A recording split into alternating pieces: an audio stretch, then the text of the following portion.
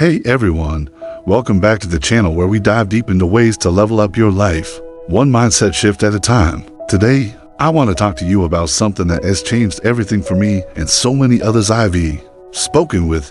It is this simple but powerful switch from asking why me when things go wrong to asking what can I learn from this instead. If you're here because you want to improve your life, feel more in control, and stop letting setbacks drag you down, then stick with me.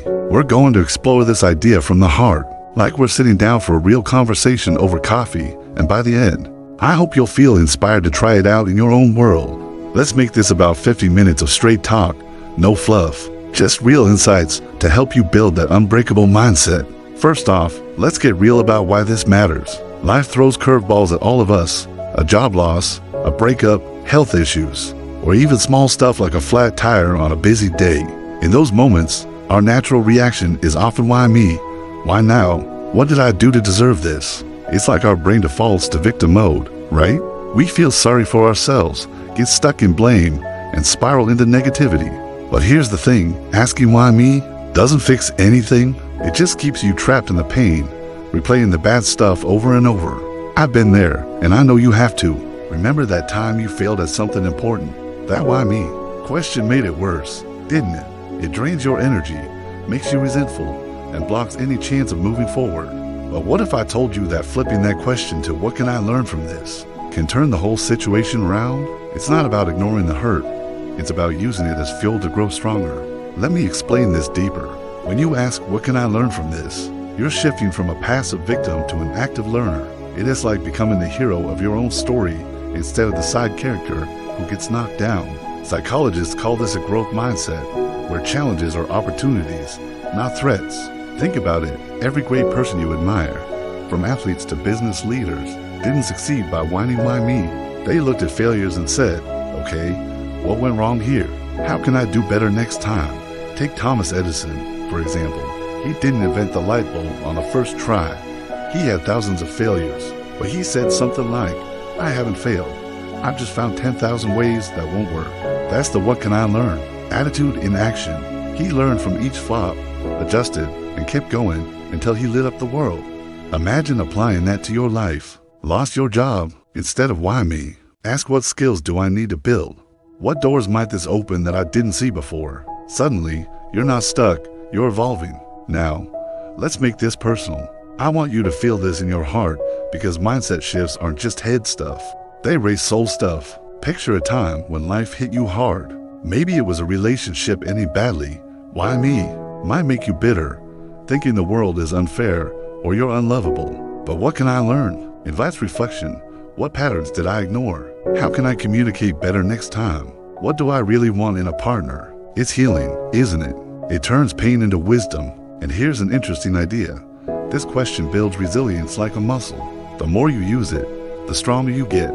Studies show that people who focus on learning from adversity bounce back faster and even report higher happiness levels over time. Why? Because they're not wasting energy on unchangeable past. They're investing in a better future. Let's dive into some interesting layers of this. One cool concept is the idea of post-traumatic growth. Yeah, it's a real thing in psychology.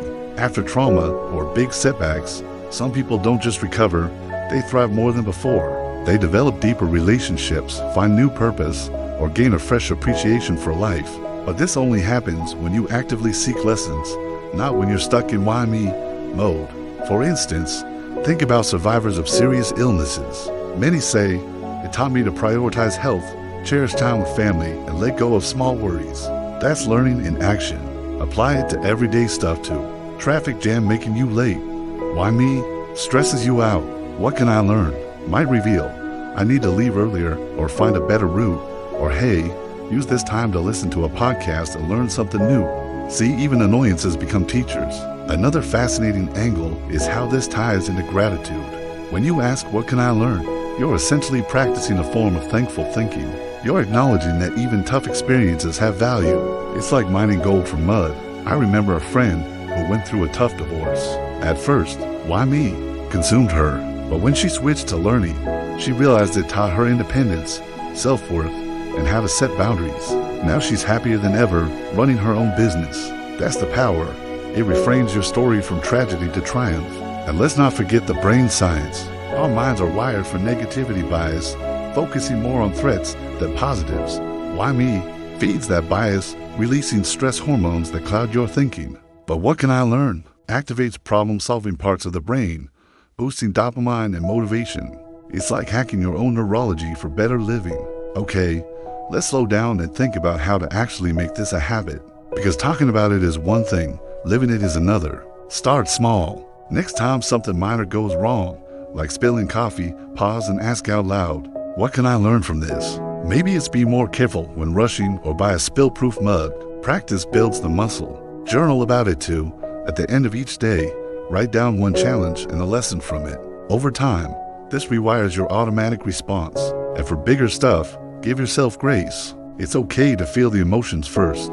Cry, vent if needed, but then pivot to the learning question. Surround yourself with reminders.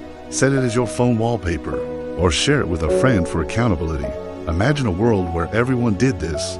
Fewer complaints, more innovation, stronger communities. You can be the start of that ripple. Here is an interesting idea to chew on. This mindset turns you into a storyteller of your own life. Why me? Makes you the victim in a sad tale. What can I learn? Makes you the wise protagonist who overcomes. Think of movies you love. Heroes don't win by pitying themselves. They learn, adapt, and conquer. Be that hero. Another layer. It fosters empathy. When you learn from your pains, you better understand others' struggles. You become the person who says, I've been there. Here's what helped me. That's connecting on a heart level, building real bonds. Let me share a story to make this hit home. A few years back, I started a small business, poured my heart into it, but it flopped after 6 months. Debts piled up, confidence shattered. Why me? Was my mantra. Why did I fail when others succeeded? It led to months of depression. Then, a mentor asked, what can you learn? It stung at first, but I dug in. I learned I needed better planning, to research markets more, and that failure isn't fatal. I applied those lessons to my next venture, and it took off. That shift saved me. Whatever you're facing, career rut, family issues, personal doubts, ask the learning question. It might reveal hidden strengths you didn't know you had. Now, let's explore the long-term effects. People with this mindset achieve more because they see obstacles as temporary teachers, not permanent barriers.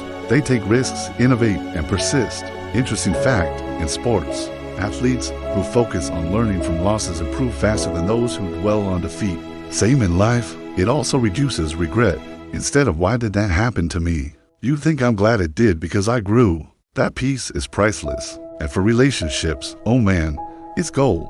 Arguments? What can I learn about listening better? Betrayals? What red flags to watch for? It prevents repeating mistakes. But wait, is there a downside? Sure, if you force it too soon without processing emotions, it can feel fake. So, balance it, feel the feels, then learn. Also, not everything is a lesson right away. Sometimes it's just bad luck. But even then, what can I learn? Might teach patience or acceptance. Another cool idea.